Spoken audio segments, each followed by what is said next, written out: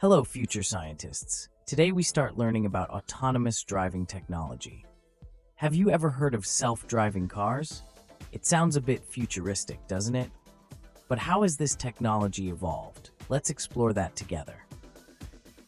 Everyone knows what a car is, right?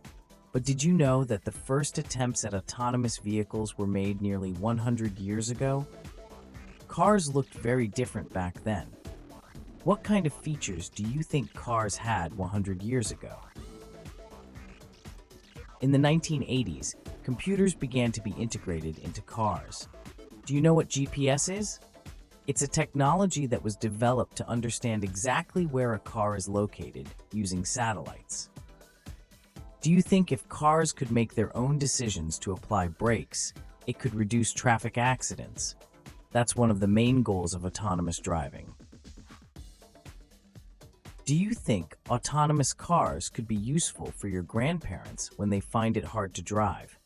How do you imagine they could help? Do you know what a sensor is? Sensors are necessary for a car to see its surroundings. What kinds of things do you think could act as sensors? For example, collision avoidance systems can automatically apply the brakes to reduce the damage caused by a collision. Have you ever used a map to find your way? Autonomous cars do the same thing, but they use much more advanced technology. The car reads the map and figures out the best route all by itself.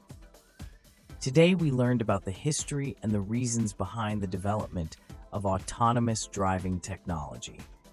Next time, we'll see what this technology can actually do today with some real-world examples.